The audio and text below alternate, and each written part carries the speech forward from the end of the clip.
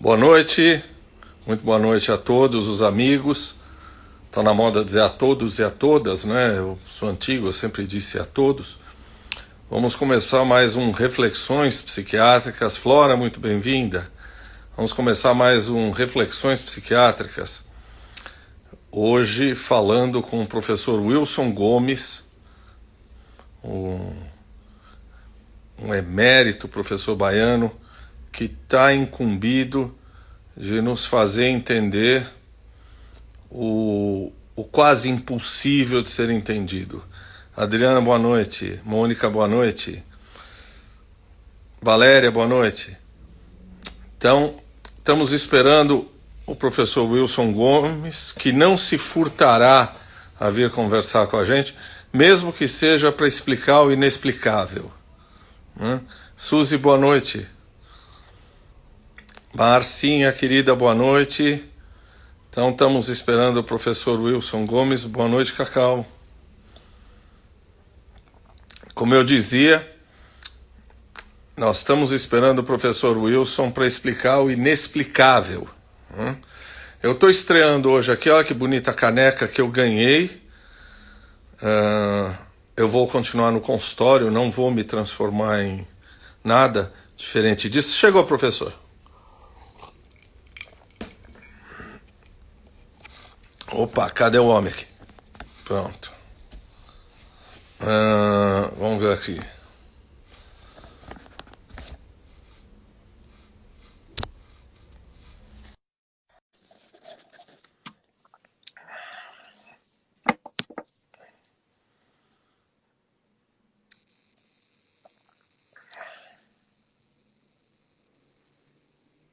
Alô, tá me ouvindo? Eu estou te ouvindo, mas não estou te vendo. Eu também não estou me vendo. Eu estou te vendo, mas a mim não. Aqui está escrito conectando. Vamos ver se conecta, então. Você está num lugar bom de internet? É, eu faço todas as lives. É. Ah, quer, quer sair e entrar de novo, Wilson? Vamos tentar. Vamos tentar. Você sai e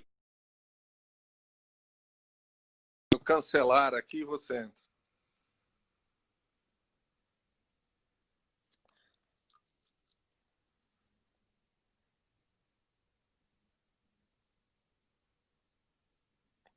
Estamos esperando o professor Wilson, tenho certeza que foi só um problema técnico. Eu não vou dar ouvidos às teorias da conspiração.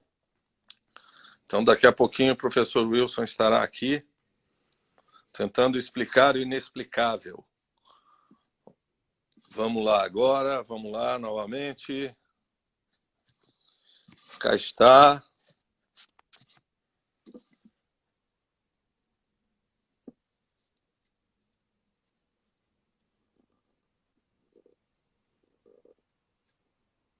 Continuo te vendo, mas não me vendo. Você está entrando pelo celular ou por computador ou tablet? Celular. Celular? Uhum. Ai, ai, ai, ai. Continuo vendo você, mas não me Está vejo. conectando aqui. Vou te chamar de novo. Espera aí.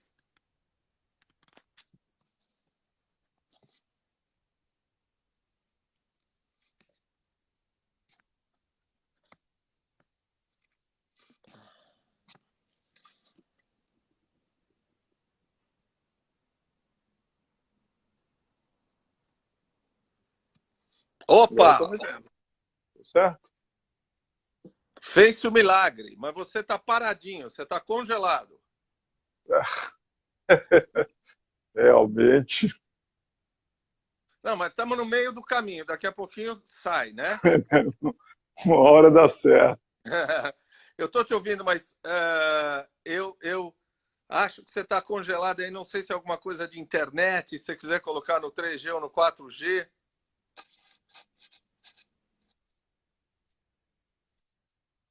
Está me ouvindo, Wilson?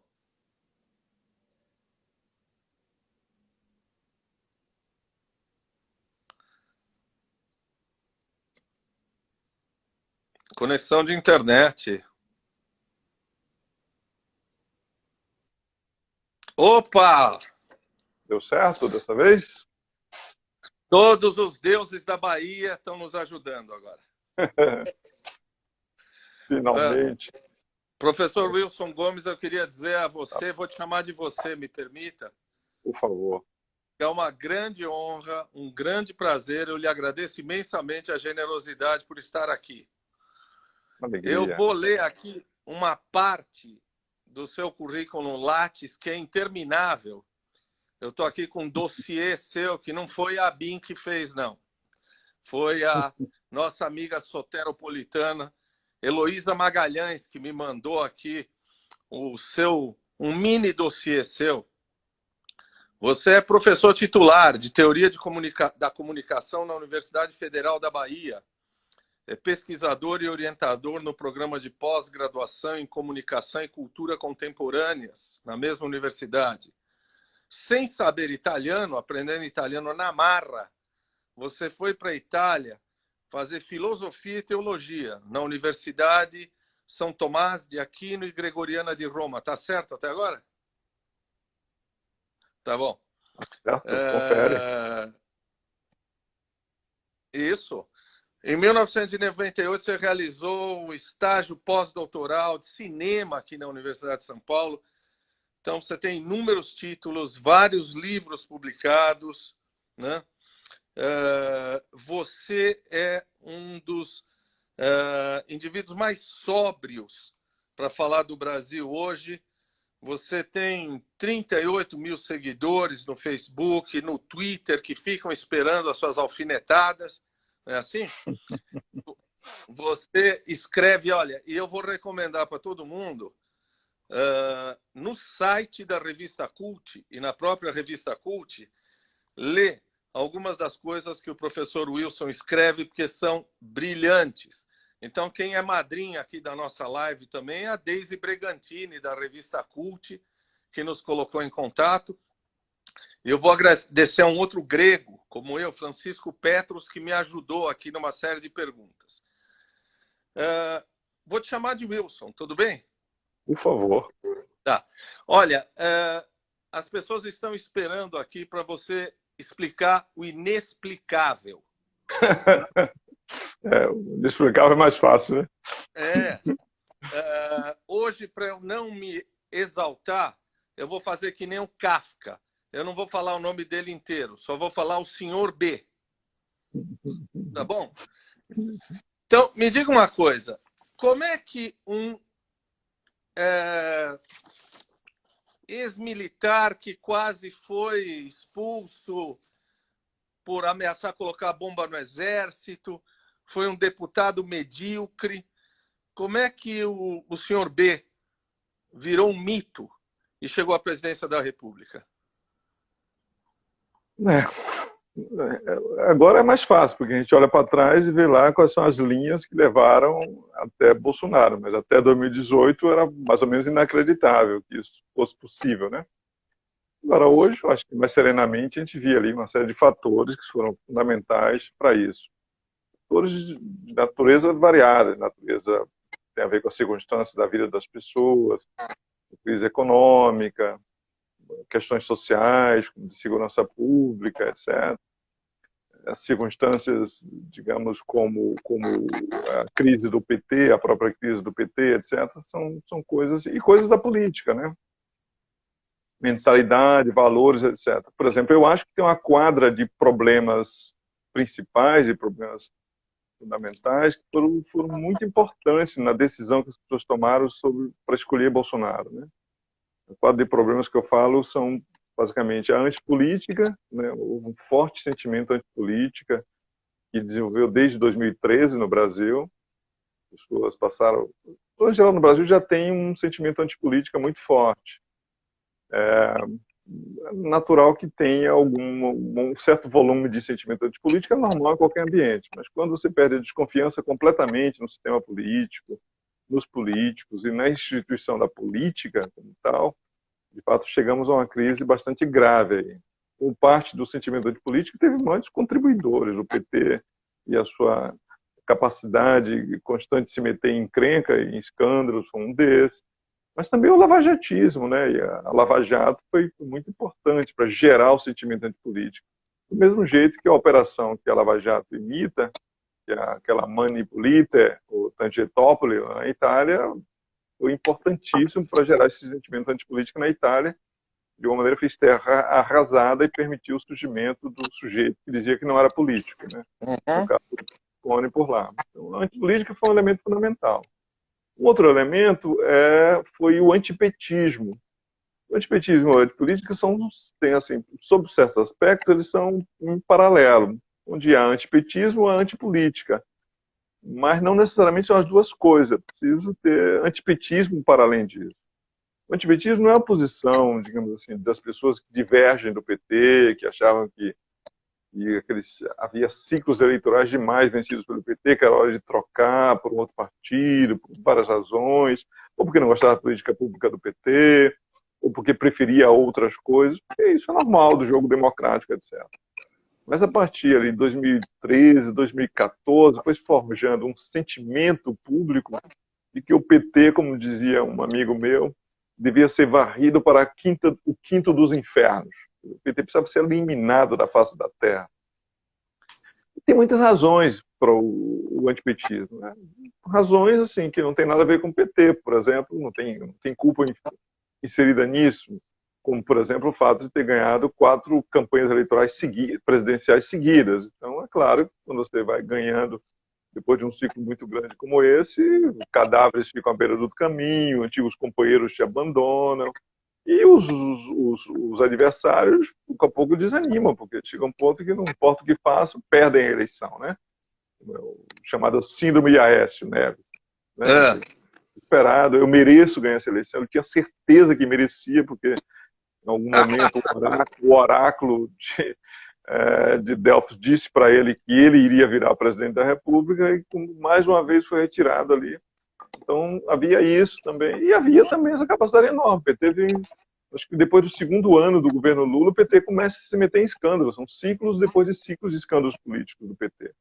E começa com o mensalão e termina com o petrolão, né? Um atrás do outro, etc. Tem uma grande capacidade, tem um antipetismo. Terceiro, o elemento da quadra, que eu acho que é uma espécie, é a questão do crime.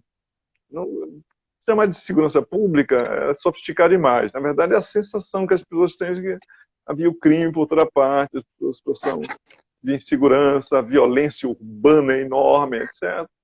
Como as pessoas se fartaram do diagnóstico e do prognóstico que a esquerda oferecia, um diagnóstico, digamos, macro, né? O crime é causado por questões macro da sociedade. E é o prognóstico que vai resolver isso aqui. Resolver isso, precisa resolver todos os problemas sociais para resolver o problema do crime.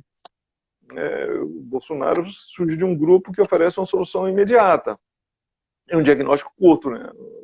O crime existe porque os criminosos o praticam, e o criminoso é simplesmente um cara que é do mal. Né? A famosa teoria da maçã podre. Né? É uma maçã podre, você tem que remover a maçã daí. Como você vai resolver isso? Você vai vigiar e punir, né? Massivamente. Mas vigiar, mas punir, praticamente colocar um policial para cada homem de bem, e aí você resolve o problema do crime. A resposta fácil, não resolveu, mas parecia mais convincente do que outras alternativas. A quarta questão diz respeito àquilo que chamam de desacordos morais, eu acho, no Brasil. Não? Há no Brasil um pensamento conservador, uma posição conservadora aí. E até separa as duas coisas, uma posição de direita e uma posição conservadora, porque não necessariamente é a direita conservadora, mas no Brasil foi o caso da direita conservadora, né? Que estava insatisfeita com, digamos, com um ciclo muito grande de governos liberais, no sentido liberal como equivalente a progressista, né? Com posições iluministas, abertas, etc. Já visto aí o ganho de direitos, de reconhecimento dos homossexuais e das outras liberdades de orientação sexual, direito das mulheres, né, o problema da agenda antirracismo, a questão das minorias em geral, discurso mais respeitoso e tal, tudo isso aí que no mundo inteiro, foi uma agenda não foi só brasileira, mas no mundo inteiro, nos últimos 10, 15 anos, houve um enorme avanço no que diz respeito àquilo que seria uma sociedade iluminista, porque eu acho que isso tudo é decorrente do iluminismo, né? Então havia esse ressentimento aí também contra isso, que foi bem mexido. Então havia um desacordo moral. Aí eu falo de desacordo moral porque trata daquelas coisas sobre as quais a sociedade discorda e cada parte considera que tem boas razões para discordar, mas havia uma maioria liberal da sociedade e uma minoria, mas essa minoria estava crescendo por muitas razões, inclusive pelo crescimento político, não necessariamente social, dos evangélicos, né? Há muitos anos já vinha observando que os evangélicos foram ocupando o espaço político, né, substituindo outras formas de organização do voto, de apontamento do voto. Né? A Igreja Católica já teve esse papel, depois foi substituído pelos sindicatos, né, organizações sociais tiveram esse papel de apontador, de organizador de votos, movimentos sociais tiveram esse papel. Mas nos últimos anos, todos esses elementos aí, todas essas formas institucionais perderam espaço. Ficou um grande conjunto de indivíduos soltos, avulsos, atomizados, etc., e uma grande força apontadora do voto, que são as igrejas evangélicas do tipo pentecostal. Em todo lugar se organizaram para isso. Eles começaram ganhando as câmaras municipais, depois as assembleias legislativas, depois a Assembleia Federal. Quando há o impeachment de Dilma, por exemplo, o Eduardo Cunha tinha uma bancada gigantesca, né? A bancada evangélica, e se juntar com as outras bancadas, mas a bancada da Bíblia era o maior partido do Congresso, porque havia essa organização, né? Então, com isso, uma posição conservadora, na verdade, estava ali tudo pronto. Então, Bolsonaro foi um sujeito que foi capaz de trabalhar bem essa quadra, né? Ocupou o espaço de política, porque ele era um político, mas é diferente de todos os outros. Então, se vendeu como diferente, porque como ele era um político de baixo clero, não se podia imputar a ele coisas que não se sabia nesse momento, porque ninguém notava Bolsonaro, estava abaixo do radar, né? De tão desimportante que era. Então é diferente de todos os outros.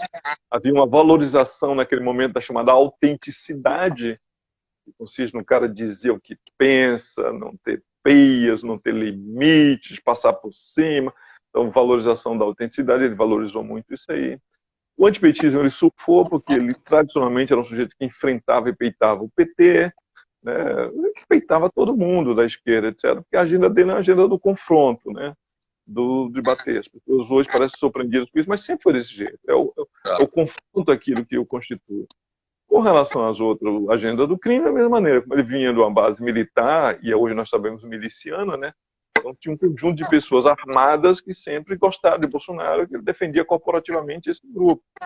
Eles ofereciam uma solução na base do prenda e arrebento, né? O prenda e arrebento sempre foi uma agenda tentadora. Então, todo lugar no Brasil sempre ganhava um deputado ou outro, um coronel, um major, etc., nessa agenda do crime, do prenda e arrebento. E chegou com a agenda do medo, da segurança, da violência era tão grande que de fato se tornou um tema presidencial. Né? E Vamos esmiuçar várias dessas coisas que você está falando. Não sei se eu estou te interrompendo. Não. Você começou citando a Operação Mãos Limpas, né? Mani Puliti, na Itália, né? Que acabou com a classe política da Itália e acabou levando ao surgimento de um cara muito parecido com o nosso aqui, o Berlusconi, depois o Matteo Salvini. A Operação Lava Jato no Brasil. E a forma como a imprensa se entregou à Operação Lava Jato foi um dos propulsores da candidatura a Bolsonaro?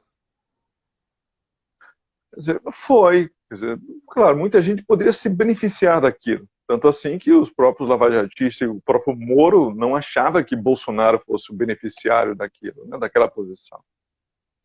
Lembra daquele vídeo do Moro esnobando o Bolsonaro no aeroporto e depois o Moro que, assim que o Bolsonaro tem a facada, ele corre para poder encontrar Bolsonaro. Então ali significa a mudança de percepção, né? Não era Bolsonaro o destinatário daquilo, né? Esperava que uma outra pessoa pudesse assumir aquela posição. Mas sim, eu acho que sim. Assim como na Operação Manipulita, né, foi planejada para ser Berlusconi a assumir.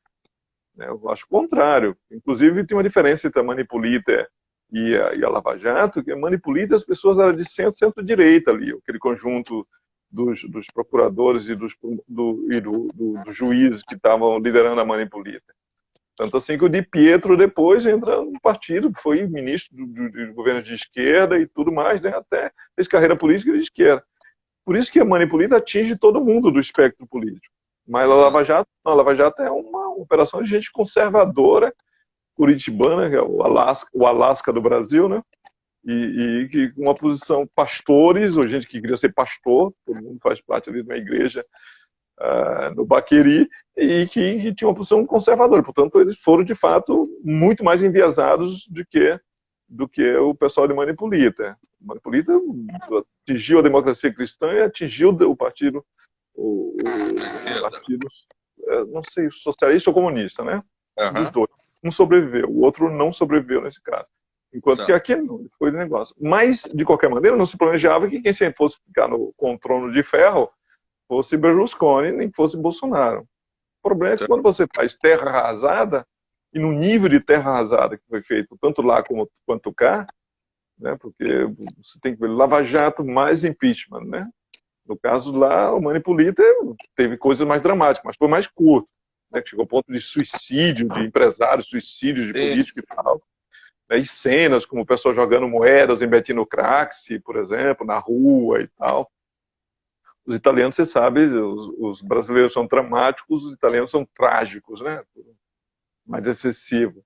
Mas, de qualquer maneira, o resultado foi o mesmo. As pessoas perderam completamente confiança nas instituições da política, nos partidos políticos normais, e aí o sujeito apareceu. Nesse sentido, o Berlusconi se parece mais com o Doria do que com o Bolsonaro, né? Ei. O Salvini, que é o Bolsonaro da Itália, né? Botão, tosco, mas o Berlusconi é isso. Por isso que eu imaginava em determinado momento que fosse um personagem, Doria assumir o lugar nas eleições de 2018, né? Alguém mais engomadinho. Alguém mais engomadinho. Isso que é o que seria uma espécie de Collor 2, né? O Collor também veio num momento de crise de confiança nas instituições. Então, agora pode ter um Collor 2 aí que pode ocupar esse espaço. Não, eu sou empresário, sou bem sucedido, vamos governar o país empresarialmente e não politicamente, né? Assim disse Berlusconi, assim disse Doria, assim disse Collor. Imaginar que fosse por aí. Mas tem os outros elementos, né? O Bolsonaro era mais raiz antipolítica, mais raiz antipetista, né? Ele venceu o campeonato de antipetismo. O Juca Kfouri, quando esteve aqui, ele disse o seguinte, que a gente está pedindo meia-culpa de muita gente, inclusive do PT, mas a imprensa precisa fazer o meia-culpa pelo apoio incondicional ao golpe, segundo ele, contra a Dilma, e ao apoio irrestrito à Lava Jato. Você acha que a imprensa precisa fazer esse meia-culpa? Eu coloco de outra maneira. Assim, eu acho que a instituição do jornalismo, não estou falando do jornalismo sensacionalista, do jornalismo politizado, etc. Estou falando do jornalismo de referência. Eu acho que a instituição do jornalismo de referência, ela sai menor dessa crise, se um dia acabar essa crise, parece que ela é interminável, né? Nós estamos desde 2013 numa crise, então ela sai menor dessa crise do que ela entrou, muito menor. Por muitas razões, não só pelas suas próprias escolhas, mas porque ela não teve a altura da necessidade de tratar complexamente os problemas complexos brasileiros, né? Ela simplificou, ela virou um jornalismo de incentivar fúrias éticas, né, purificações, ódio ao campo político. O jornalismo tem um grande papel no sentimento antipolítico.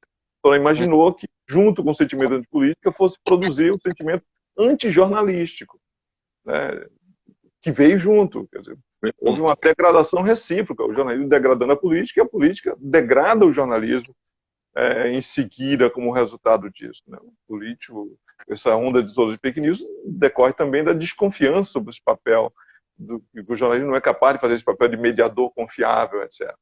Então fez muitos erros nesse aqui, tem muitos erros relacionados, por exemplo, à escolha de políticas públicas.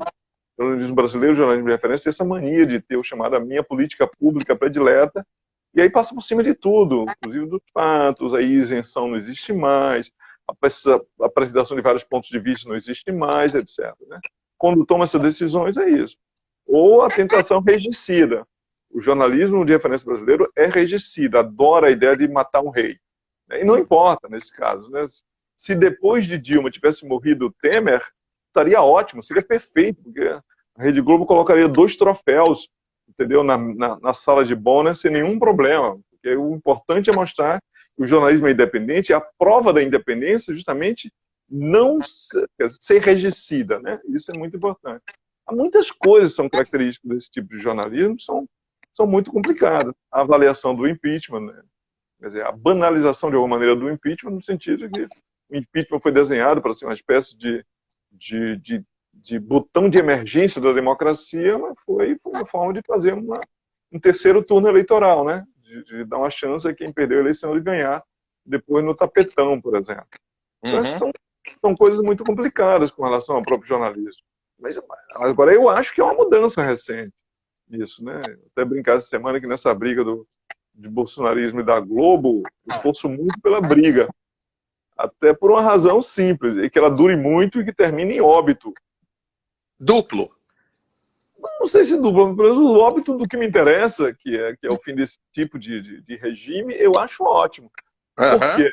Porque eu acho que a Globo, infelizmente, faz bom jornalismo quando ela é colocada nessa posição. E aí as pessoas lembram que tem que apurar, lembram de acompanhar o governo, né, colado nele para ver o que é que faz e tal, e lembra de hesitar com relação ao apoio de determinadas políticas públicas. Mas a Globo, por exemplo, continua tratando o Moro como o seu golden boy, né? Que não é muito compatível com as evidências, com os fatos, com a própria coisa. Então o jornalismo é capaz de fazer coisas legais e fazer coisas muito ruins ao mesmo tempo, né? Eu não sou um cara anti-jornalista. Eu acho que eu trabalho há 30 anos formando jornalista. Eu acho que não formo gangsters, né? Eu acho que formo boas pessoas que querem fazer um trabalho digno, etc. Mas há jornalismo e jornalismo, né? E há empresas jornalísticas e empresas jornalísticas.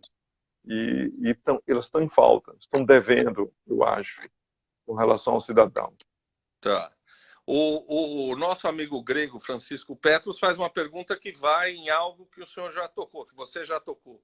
Ele pergunta assim, o brasileiro é de direita mesmo? Quer dizer, com a grande maioria da população tão pobre, por que o brasileiro vota nos partidos conservadores? Aqui em São Paulo sempre foi frequente, em São Paulo sempre foi a maioria votar nos conservadores. Mas o brasileiro que passa tanta dificuldade, é tão pobre, é adequado votar nos partidos de direita? Veja, os brasileiros por muitos anos votaram em partidos de esquerda, né? O PT ganhou 4 eleições seguidas. Não sei se na história republicana no Brasil nós temos 4, nem sei se tem 4 eleições seguidas, mas de qualquer maneira não tem um partido que tenha ganhado 4 eleições seguidas, como fez. Então, e o voto era um voto popular. O PT começa a perder a hegemonia quando perde o voto popular, né? Essa que é a coisa. Então, não existe a história do pobre que vota na direita e tal.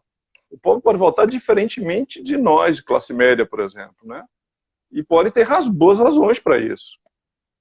Eu acho que é muito importante perguntar por que as pessoas votam. Quais são as razões de voto?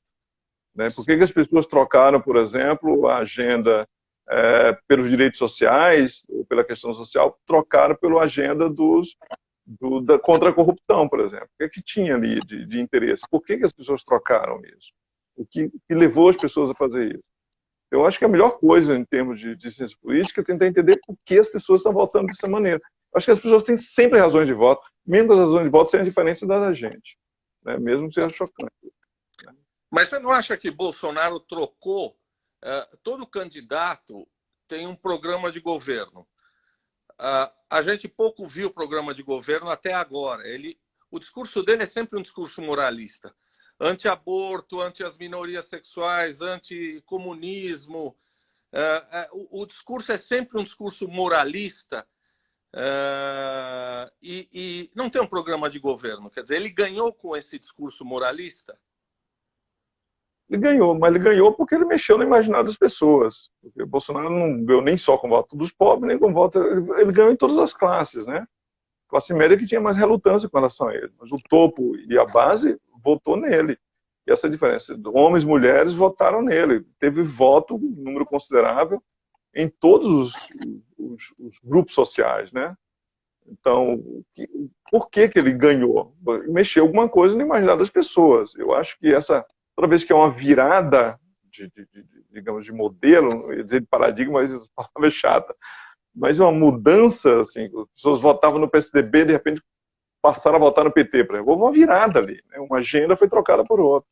E agora deixaram de votar no PT para votar não em governos do centro, nem de direita, mas de extrema direita. Houve uma mudança. A gente tem que perguntar por que houve essa mudança. O que é que no discurso da nova hegemonia, né, mexeu no imaginário das pessoas? E por que o PT ou a esquerda perderam o imaginário das pessoas? Né? O que há no discurso que está ali? Então, independente de fazer um julgamento sobre se as pessoas se tornaram mais estúpidas, eu acho que as pessoas não se tornaram mais estúpidas, né? Essa possibilidade, isso não é a questão. Independente de falar que outros fatores enganaram as pessoas, né? As pessoas também adoram essa tese do flautista de Hamelin, que os outros são ratos conduzidos, seduzidos, etc. Eu acho que não, as pessoas têm uma sua racionalidade por trás disso aí. Eu acho que o melhor é perguntar por que as pessoas preferiram, nesse momento, o bolsonarismo, naquele momento, como maioria. Naquele momento. O antipetismo foi, de fato, o grande eleitor em 2018, né? Não sei se ele será o mesmo eleitor em 2020 ou em 2022, mas em 2018 ele foi o grande eleitor. Bolsonaro foi o anão que resolveu, né, surfar um tsunami, né? O tsunami, e foi quem melhor surfou. O tsunami da antipolítica e do antipetismo. Basicamente isso. Foi quem melhor, dentre todos ali que tentavam se segurar na crista onda por várias razões. Né? Se o antipetismo vai durar ainda para poder levá-lo a outra eleição, não sei. Ele está apostando nisso, porque ele não fala para todo mundo, ele não fala para mim, não fala para você, ele fala para um conjunto de 30%, 20%, 30% das pessoas, né? Que são os grupos dele, terne do bolsonarismo. Por quê? Porque ele espera que ele tem 30%. Se ele conseguir 30%, votaria no PT, votaria em Lula, naturalmente. Então sobra ali um espaço de 40%. Ele precisa acrescentar desse 40% e levar 20%. E 20% pode ser produzido por medo do PT, que é justamente a aposta dele. Ele trabalha com os seus e joga lá o medo do PT, a sombra do PT, se o PT ainda estiver assombrando, ele vai usar isso para poder levar mais 20%, 20%. Então ele precisa de 21% para ganhar a próxima eleição. Você acha que, eu vou repetir, eu não vou falar o nome do nefasto, eu vou falar o senhor B. Você acha que a popularidade do senhor B em relação ao eleitor lulista, petista, está crescendo em função dessa distribuição de renda, dessa renda mínima? Disso que ele está conseguindo atingir essas pessoas? Eu acho que sim. Está conseguindo, sim.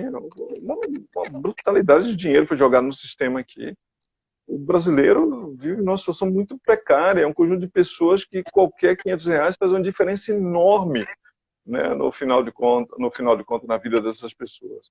O dinheiro jogado na economia nesse período aqui, uma grana fantástica. Isso altera a vida das pessoas.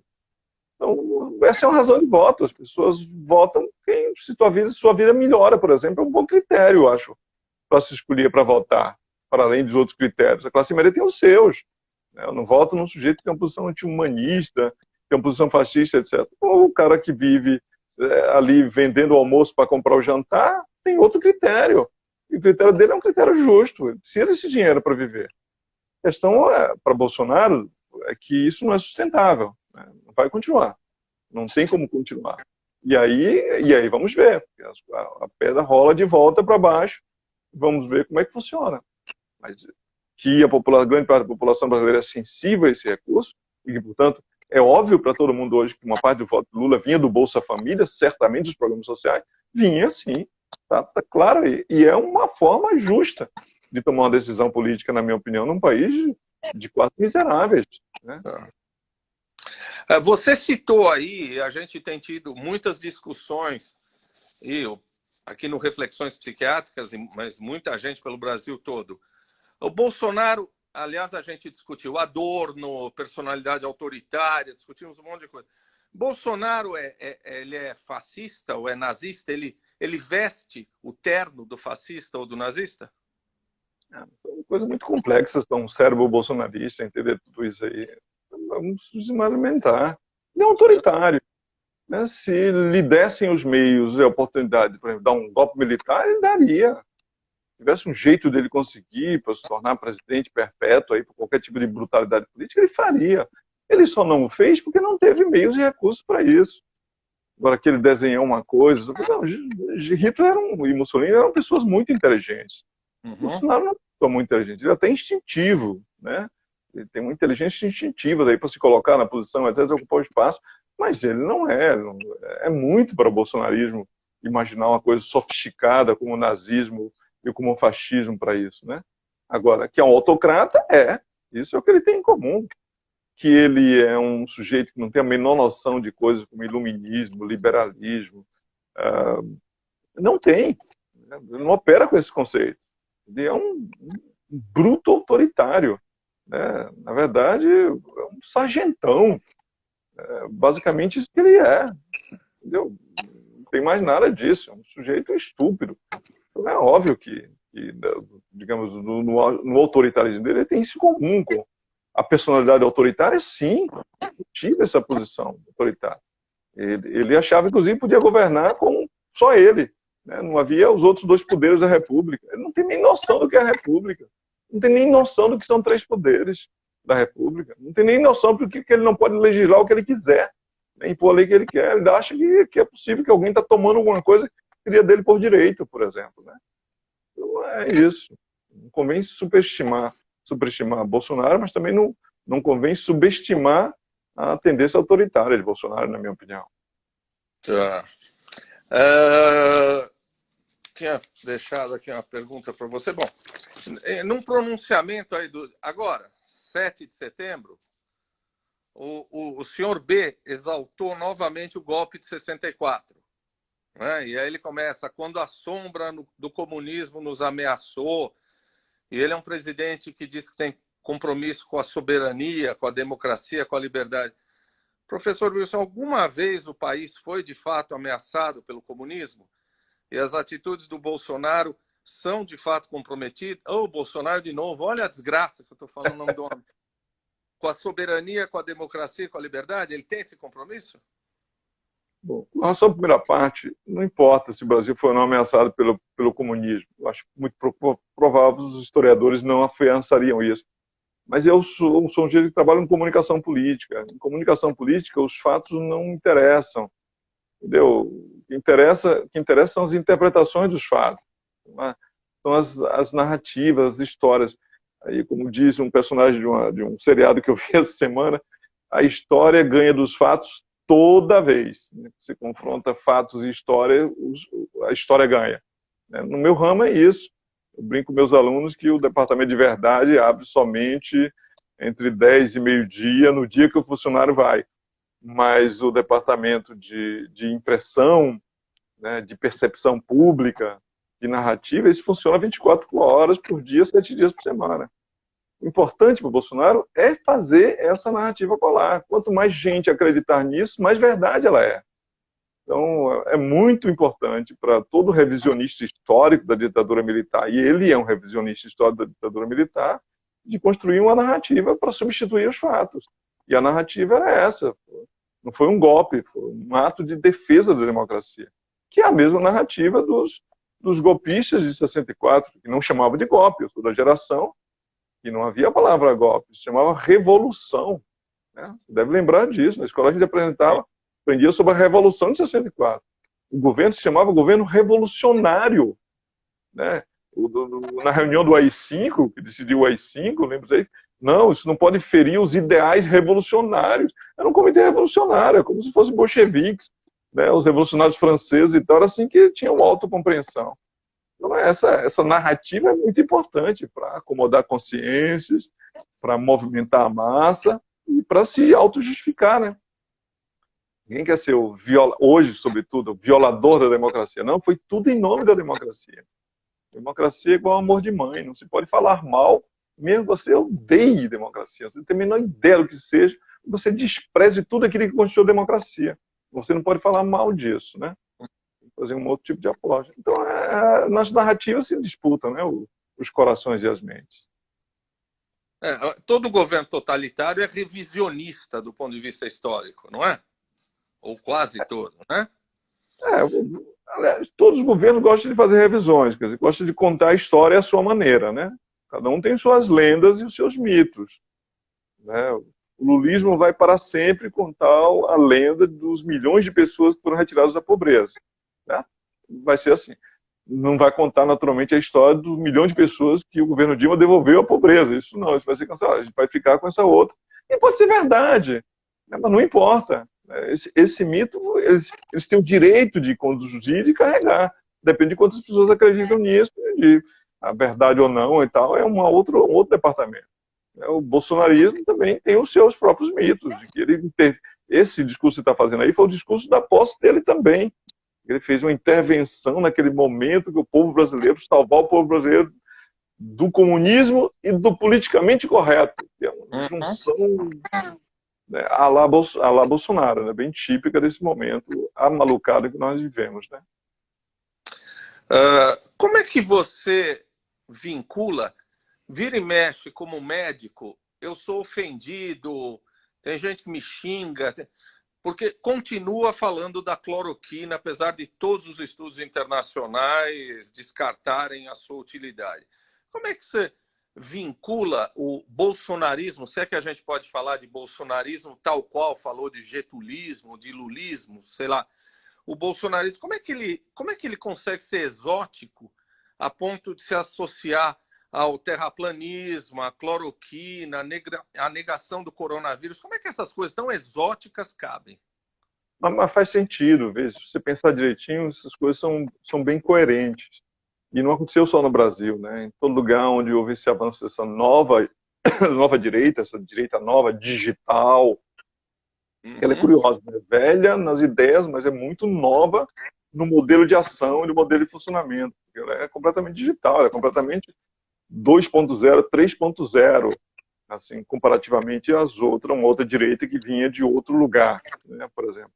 Olha, todo lugar onde eles avançaram, esses elementos que você falou estavam colocados ali. Eu chamo isso de crise epistêmica. Alguns autores falam isso, de tal de crise epistêmica. O que é uma crise epistêmica? Todas as instâncias que, de alguma maneira, cuidavam da verdade dos fatos, eles foram deslegitimados, de alguma maneira, nesses próprios sistemas aqui. Por que eles precisavam ser deslegitimados? Porque a posição conservadora ou ultraconservadora é uma posição incompatível com o padrão civilizacional liberal, progressista e iluminista que nós conhecemos, né? Então, o bolsonarismo é basicamente um iliberalismo, é uma posição iliberal. Tudo que é liberal é adversário dessa posição. Então, para isso, eu precisava desabilitar todas as instituições, né, civilizatórias, descendentes do iluminismo que nós temos, seja de esquerda, seja de centro, etc., do centro civilizado, até de um direito civilizado, precisava desabilitar para ocupar um espaço, para ter um espaço para ele. Então, veja, como é que se começa esse negócio da cloroquina? Bom, você diz assim, então vamos atacar a autoridade dos cientistas. Sim, temos que atacar a autoridade dos cientistas. Por quê? O cientista diz que tem aquecimento global. Então, nós precisamos desacreditar o aquecimento global, uma das agendas fundamentais. Certo? Por que nós precisamos desacreditar no cientista? Porque os cientistas têm a posição liberal. Os cientistas são iluministas, são sujeitos da razão. Como é que eu venho com uma plataforma conservadora e obscurantista e preciso da mediação do cientista? Nunca vai ter. Então, eu vou criar nós temos que ser os nossos cientistas, que são diferentes dos cientistas deles. Os professores, né, da mesma forma. Não podemos acreditar nos professores, não podemos acreditar nos intelectuais. Por quê? Aí você precisa criar uma teoria conspiratória e uma narrativa. Né? A teoria conspiratória, basicamente, é dizer que todas as instituições que, de alguma maneira, arbitravam socialmente sobre verdade, né, a verdade factual, a verdade da interpretação da Constituição, ou a interpretação verdadeira da Constituição, ou a verdade com relação aos fatos da natureza, etc., foram comprometidas. Foram comprometidas porque foram ocupadas por gente de esquerda, ou gente comunista, ou no caso dos americanos lá, ocupado pelos liberals, né? Ocupado pelos liberais. Então eles foram comprometidos, não servem mais. Porque o inimigo da verdade, o inimigo, né, das posições verdadeiras, da família, de Deus e dessas coisas todas, ocuparam esses espaços. Então nós não temos brecha na universidade, nós não temos brecha na ciência, nós não temos brecha no jornalismo. Nós não temos brecha, no caso brasileiro, na Suprema Corte. Então o que a gente faz? A gente ataca todas essas instituições. Os Perfeito. juízes tinham a prerrogativa de determinar qual é a interpretação verdadeira da realidade. Mas essa interpretação verdadeira da realidade é decorrente de uma Constituição que é liberal. Então, não nos serve. Nós somos conservadores. Vamos atacar os juízes. Né? O jornalismo é aquele sujeito que, de alguma maneira, é reconhecido socialmente como tendo a capacidade de fazer o gatekeeping, né?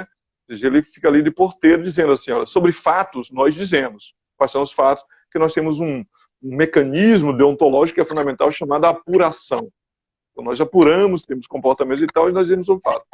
Sim, mas se os fatos não nos servem, não nos encaixam, nós não queremos esse grupo que faz. Nós vamos construir uma ecologia midiática de direita, né, que esse sim, vou falar a verdade. Então, fake news é a CNN, né, o Fox News e os blogueiros e os radialistas de direita, não, esses aí falam a verdade. Tá?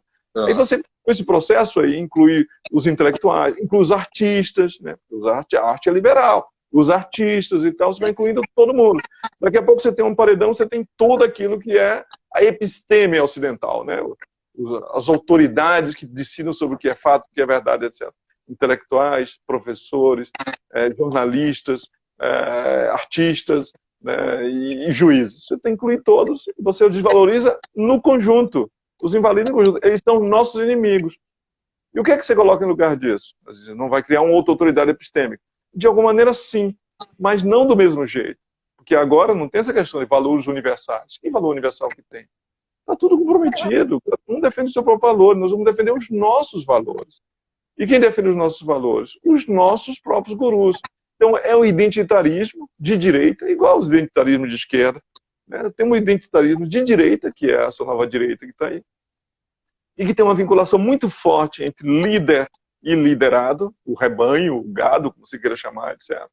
Essa relação é uma relação de transferência, você conhece isso mais do que eu, extremamente poderosa, né? De maneira tal que a nossa fé toda é colocada nos líderes tribais. Nós somos, na verdade, uma retribalização.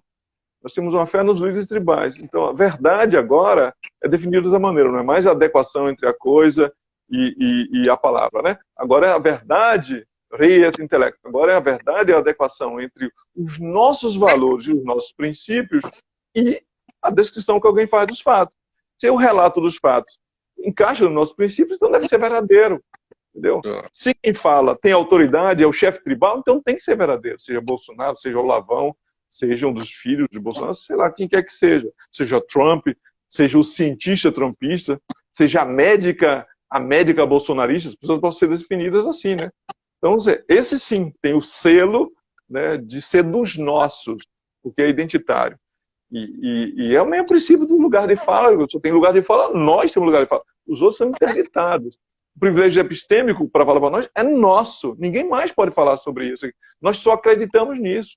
Então, nós passamos tanto tempo para nos livrar da Folha de São Paulo, do Estadão e da Globo. Por quê? Porque eles são fake news. O que não é fake news? Os blogueiros de direita, certo? Os sites de divulgação de fake news de direita. Esses não são, isso é verdade. E o que o presidente diz. Então, o presidente diz, cloroquina é cloroquina. Se o presidente diz ivermectina, é ivermectina. Se o presidente diz deita, rola, dê a patinha, deita, rola, dá a patinha. Eu brinco que se o presidente disser assim, não tem mais lei da gravidade, eles saltam dos penhascos. Né? Porque é essa relação que o sujeito tem com o líder tribal. Por isso que faz sentido. Agora você falou, e concordo, que ele é um sujeito muito tosco, um sujeito absolutamente estúpido, ignorante. Esta sistemática de acabar com a ciência, de acabar com a intelectualidade, de acabar com a arte, é sistemático, organizado e muito bem feito para um indivíduo tão estúpido quanto ele é. Quer dizer, quem é que organiza essas coisas, então? Mas isso foi tudo importado, né? A guerra cultural vem de uma matriz que amalgamou com o bolsonarismo, mas que é anterior ao bolsonarismo, que é o Olavo de Carvalho, o Olavão aí, que é o mestre desse pensamento ultraconservador, etc. E que, de fato, é isso. Então, a ideia da guerra cultural é uma espécie de gramscismo de direita, né?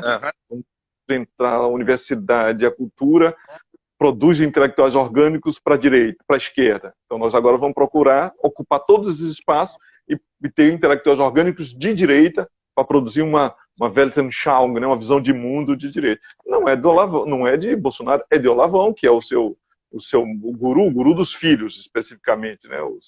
o seu Rasputin, né? Mas isso é uma política americana também, não é? Completamente. Né? Completamente. O Olavão é um sujeito que importa o modelo americano de pensar. Esse modelo, a extrema-direita brasileira é uma cópia, um copia e cola da extrema-direita americana. Aqui, ainda mais, Bolsonaro dificilmente teria vencido essa eleição se o Trump não tivesse vencido a eleição em 2016. Foi ali que eles sentiram que dava para ganhar. É possível que um doido a este ponto, ele se acreditava uma espécie de Enéas com mais votos. Né? E a esse ponto ele disse, não, podemos ganhar uma eleição, porque se o Trump pôde, né, nós podemos ganhar também. E as outras coisas, todas foram todas importadas. Né? Felipe Martins, os filhos de Bolsonaro, que são as pessoas espertas por trás disso aqui, que simplesmente transplantaram aqui os modelos. Todas as questões, né, que não eram questões brasileiras, são colocadas aqui. Luta contra a ideologia de gênero. De onde vem isso? Isso vem da lavra americana aí, da extrema-direita americana. Luta contra o que eles chamam de politicamente correto. O que é politicamente correto? Politicamente correto é a posição dos politicamente sacanas, né? Toda vez que alguém critica o politicamente correto é porque ele é um politicamente safado, na verdade ele quer desrespeitar as outras pessoas, passar por cima, etc. Então é uma expressão negativa, ela já foi construída para ser negativa. Né? Assim como a ideologia de gênero. O que é ideologia de gênero? É simplesmente dizer uma coisa óbvia, né? Que toda posição, os papéis sociais são um construto social. Isso, quem inventou isso? A antropologia cultural de Taylor, no início do século XX, né?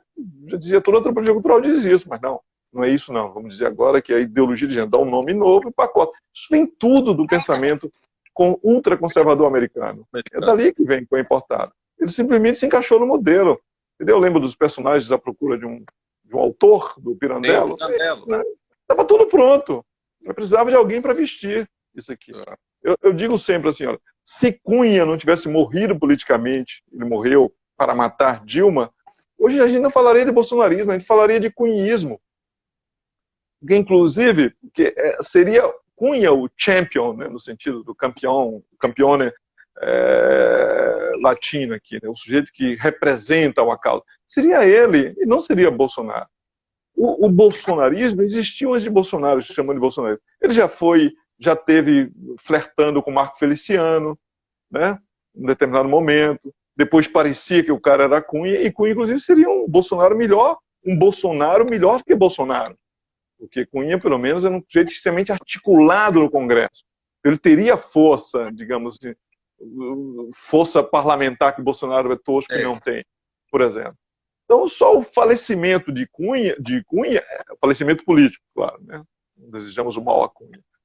Só o falecimento de Cunha é que permitiu abrir a possibilidade de que o mais tosco que estava à disposição, que era Bolsonaro, que pudesse ser. Mas esse personagem já estava à busca de um autor faz tempo, né? Encontraram, então, o homem e tal. Então, ele é um anão, entendeu? E está ali que teve a sorte de surfar um tsunami. Muito maior do que ele. Você acha que a eleição americana, quer dizer, um desastre como a reeleição do Trump, seria um desastre para o mundo e para nós também? Ao passo que uma vitória do Biden colocaria uma pedra no casco do nosso presidente? Eu acho sim. Tudo pode acontecer lá, mas eu tenho certeza disso. Basta ver esse episódio que hoje a gente descobriu desde ontem, né? Do jornalista lá, que Trump confessou que, na verdade, achou que essa crise do coronavírus ia ser terrível mesmo, mas que ele mitigou, que ele mentiu, etc., sobre isso, para não assustar os americanos e tal. Hoje tem uma coluna do Merval, o Merval foi cancelado hoje pela extrema-direita com a acusação de ser comunista. O Merval. Merval. Comunista. Porque ele fez uma coluna hoje ou ontem, não sei, no Globo, mostrando em paralelo que o discurso de Trump de manhã era o discurso da tarde de Bolsonaro aqui sobre o coronavírus, né? Quando o Trump, tudo, desde a posição, não, o remédio é esse, aí ele adotava o remédio. Né? Não, isso não vai ser nada, o outro fala, gripezinha. Quando o Trump resolve dizer, não, vamos agora usar algum remédio, Bolsonaro diz, então, o Brasil é Trump com delay, entendeu? O Bolsonaro é um Trump com delay. E piorado, basicamente, né? Isso. Piorado. Trump é mais esperto, né? Do que Bolsonaro. Então é isso. Então, se você tira o modelo do cara, que é onde ele se apoia, etc., ele vai ficar com quem? Com Dunkerque, né, com outros ditadores de direito, de republiquetas, né, o cara lá de Belarus, vão sobrar somente eles. Que o gigante, que tem os gigantes, na verdade, do conservadorismo, da extrema-direita e tal no mundo, são os dois aqui, né? Com a queda lá do Salvini, que passou do ponto, blefou e não conseguiu pagar a aposta lá na Itália, ficaram eles dois aqui. São os dois gigantes com o qual toda a extrema-direita aponta. Se cai Trump, né, é muito pouco provável que, pelo menos, ele tenha esse discurso aí. Embora Bolsonaro possa sobreviver a muitas coisas, eu acho difícil sobreviver a ausência de um outro modelo, né? Um modelo maior. Nós temos mais 4 minutos. Eu vou ter que usar mais de 1 minuto para dizer que foi a mais linda, maravilhosa entrevista que eu ouvi aqui, mais sensata entrevista do ponto de vista político. Preciso fazer muitas olas a você. Agora eu vou te sacanear. Você acha que a história vai reservar um tribunal de Nuremberg para o senhor B e seus asseclas? Depende de quando e de como ele sai, né? Se for interrompido o mandato, tem muita coisa que pode acontecer. Né? Ou se ele vai terminar o mandato, ou se vai ter uma segunda eleição. Tudo depende disso. Acho que pode acontecer de ele levar, sim, uma rebordosa muito grande. O mais impressionante era Lula ser punido. O presidente que terminou o mandato dele, um gigante, né? Nos braços do povo, etc. E foi. A política tem essa coisa tricky, né? Traiçoeira aí, etc. Esse bolsonarismo não vai ficar para sempre, como o trumpismo não vai ficar para sempre. As suas condições de existência, elas são muito precárias, depende de apoios que não tem. Ele já perdeu o parte do lavajatismo, porque Moro rompe e leva a parte, uma parte do apoio dele já foi embora, certo?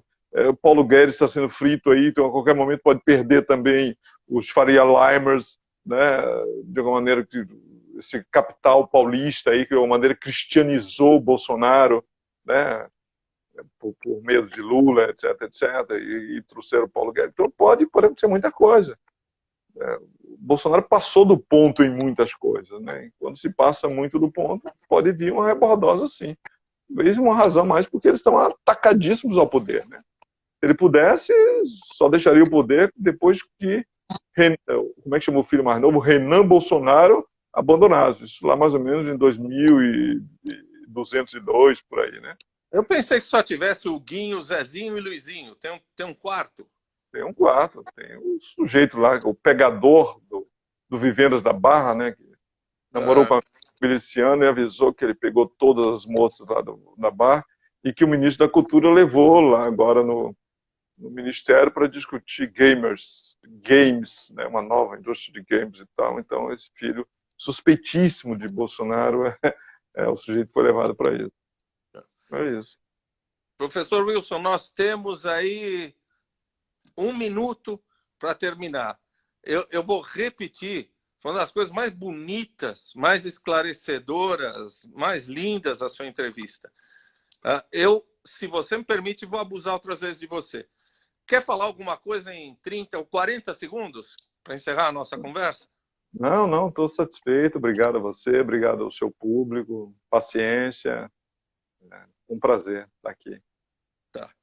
Professor Wilson, muito obrigado novamente. Um grande abraço e obrigado à colaboração da CUT por poder trazê-lo aqui. Uma boa noite para você e muito obrigado, viu? Boa noite. Fique bem. Um abraço.